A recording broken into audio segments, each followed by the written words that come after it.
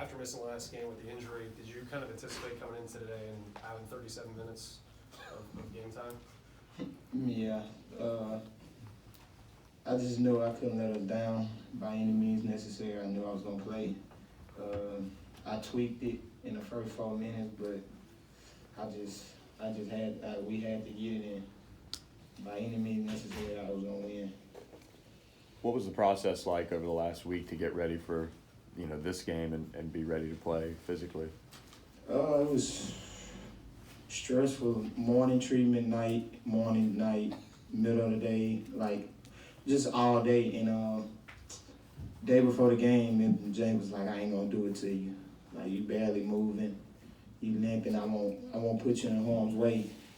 And it ate me alive because I wanted to be there. I know we was in first place, and sometimes you gotta protect the player. He said from himself. So, I mean, I'm just thankful he did rest me, so it wouldn't be nothing further, and I'm out for the rest of the year.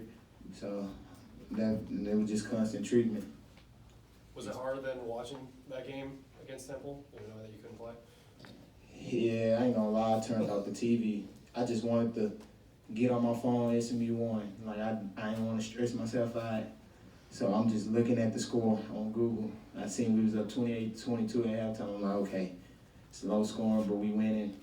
And at the end of the game, when I got the score, I think I broke my game remote. Yeah, and my son started crying because he was asleep. I'm like, oh, shit. But I just want to win the conference, and I knew getting that done will put us, especially with this win, just still on top. You said you tweaked it today, 4 minutes in or something like that. Where did it bother you then? Like, was it driving the ball or on defense or on your shot? Where did it bother you after that? Just, I play a lot of zigzags and just them cuts, them sharp cuts. You just feel a pinch. But I mean, you learn how to play through it. I practiced after the road trip, so I kind of know what I could and couldn't do. And I was able to play through it. Marcus, it was 41-41 with 15 minutes left. Then you guys went on a 27-3 run. I guess just, what was clicking during that run, and I guess just how did it feel when obviously the tides of that game turned? We turned defense into offense. I think we were big defensively tonight. We were able to keep them in the half court, keep them out of transition. They're a good transition team, so we give all the credit to defense. Did you guys change something up defensively, or was it them cooling off in their shooting, or both? No, I think we upped our intensity. I think from 1 to 5, we took on the challenge of just guarding everybody. I think that was the biggest thing, our mindset. We changed our mindset. A lot's made about this team being undersized. What does it say that you go against a team like that and outscore them in the paint and out-rebound them and do some of those things that you were able to do tonight? Undersized don't matter.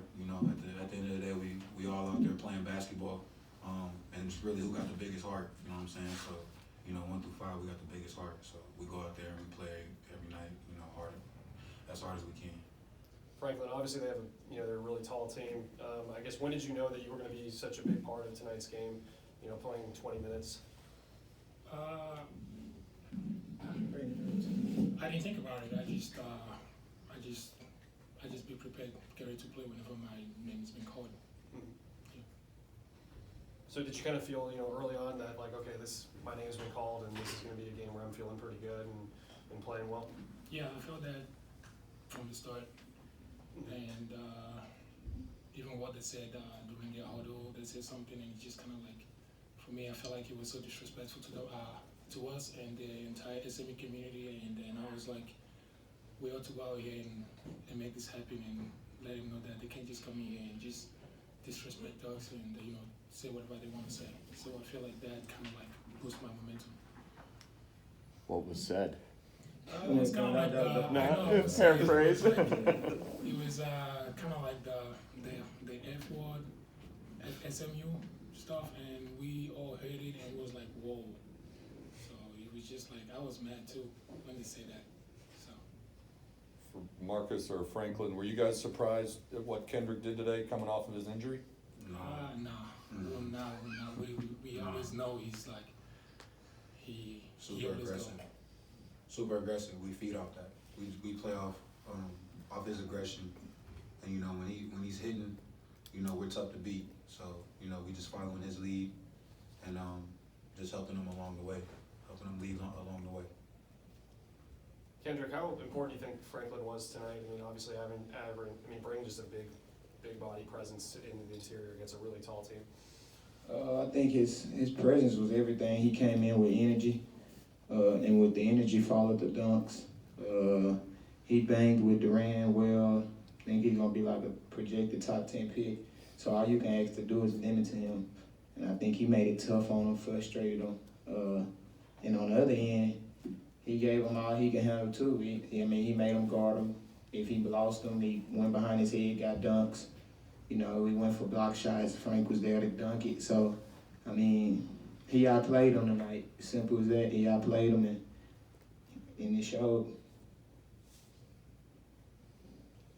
Marcus, what was in the emotion of that last dunk on that putback rebound with a little bit of an aggressive yell after it? I yell every time I dunk. I don't know, it's a habit, you know what I'm saying? I'm just like, you know, super laid back, so I'm just like one of those people that's got to get myself going. So, you know, any like energy play like I can do, you know, I got to give a little yell. So it's like a normal thing for me. Kendric, when's the last time you played a full game and had 0 assists? And does that bother you? Man, I think it's been a minute. I don't know, but no, it don't bother me. Like I tell everybody, I can beat you passing, rebounding, scoring.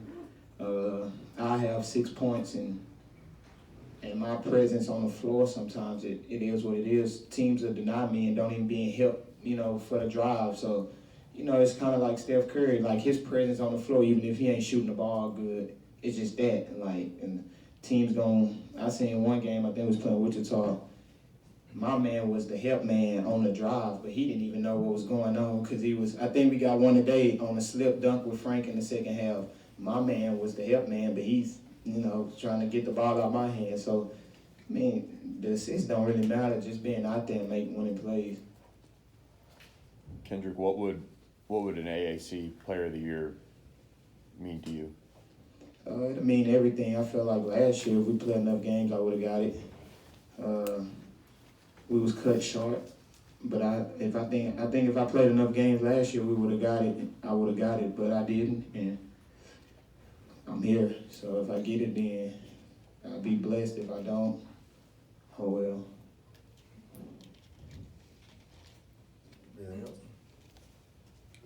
Appreciate y'all.